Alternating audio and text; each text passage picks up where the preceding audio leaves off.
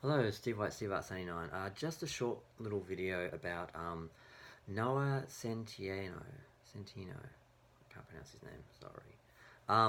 Now, recently it was not announced, but it was reported that the new He-Man movie that is being produced by Sony was going to be sold to Netflix as a Netflix movie or as a possible series. And there was some debate as to whether that would be better, whether it would be served better there, whether it would get more budget, more screen time, better, different treatment. Because a lot of people aren't happy with how Sony has handled its franchises. Spider-Man was a disaster with Sony. I mean, the first trilogy was great, but the second trilogy was a mess. It was written by Alex Kurtzman, the second one. It bombed, and they didn't even do a third one. They cancelled it and moved on and started again with Tom Holland. Now, and of course they did better with Marvel developing him. And with He-Man, it's been in development hell for I think 12 years now, and it's pretty scary.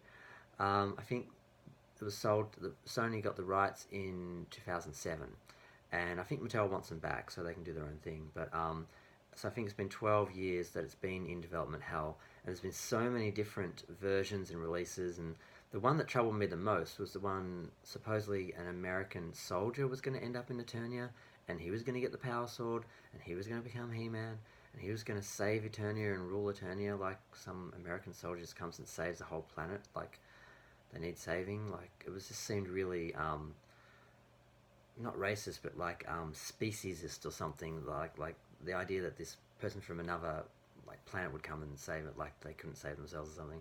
I just thought it was really pretentious, and I thought, God, don't make that one. And then that got cancelled as well.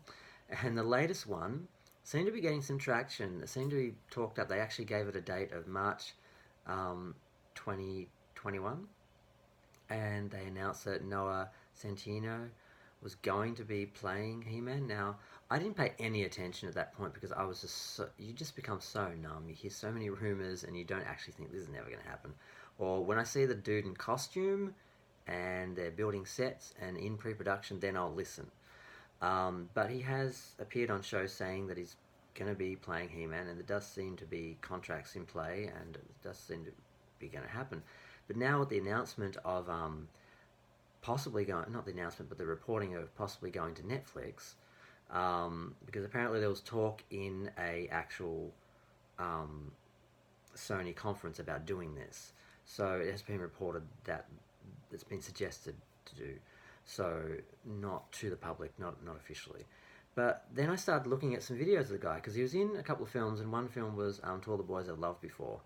And I think they're both Netflix films, and they did really well because that's the other thing. He's apparently a star on Netflix, so will it also serve the film to have it on Netflix when they've already got an established star who has had successful movies on Netflix? So that may also help, and it may help him keep the role. But I don't see him as He-Man, and it's not because of race. Some people are saying it was a racist thing because he's not really white, because somehow He-Man is seen as white. He's so tanned, he's basically brown. So any race could play him, really. I mean, maybe not actual African American, but mixes certainly can. So brown can play He-Man, and he's from another planet. So I don't have any problem with race or any issue, but it's the nature of Noah. He's so young and boyish. I can't take him seriously as a man, as a masculine, strong, stern He-Man type. You know, I just can't. I can't see him. It's not just the hair. I mean, he can dye his hair. He can wear a wig because he's got dark hair. And He-Man was blonde and brown skin. Um,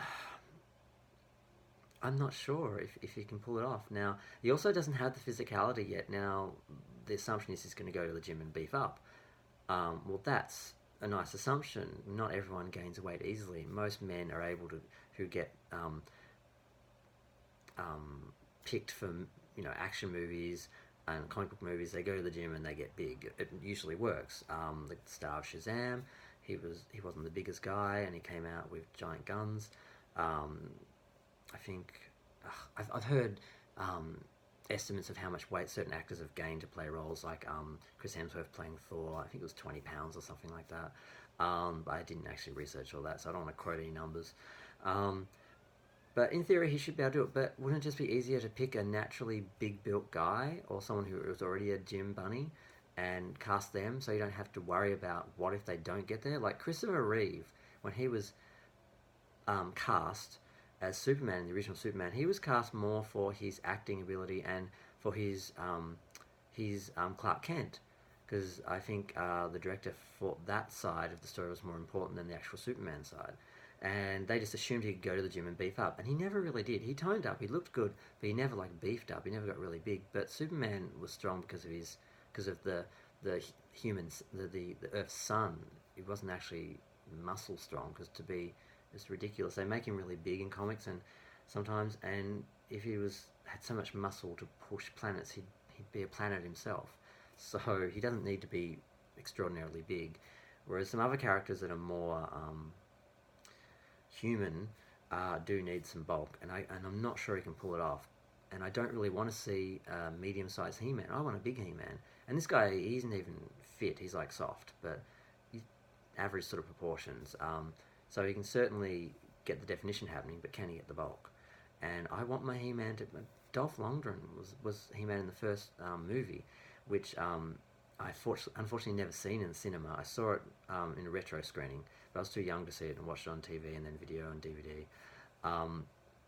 He was great, and I met him. He was fabulous. I got to say thank you. I loved you in that film because I wasn't sure how he regarded it. I said, I don't know how you regard the film, but I loved it, and I know you've done a lot of things, but you know, it's my favourite film. That's what I know you for. And he seemed to appreciate it, and he was really nice. And I just hope this guy can pull it off, and if he can't, they get someone else as nice, because I'd like to meet the next He-Man as well. He's got to do the fan circuits, and because He-Man needs a bit of help, because there hasn't been much action since the original series. They did a later series with in 2002, which did well, but it doesn't have the popularity of the original. And since then, nothing other than comics has happened. We really need a big film, some stars, fan interaction. Just needs to be brought back to life and kept in the public eye a bit more, not sort of seen as a retro in the past collectible thing, more as a current trend, current toy line, not just a retro sort of memory. I'm going to leave that there. We'll see what happens if he stays in the part and if he bulks up and pulls it off.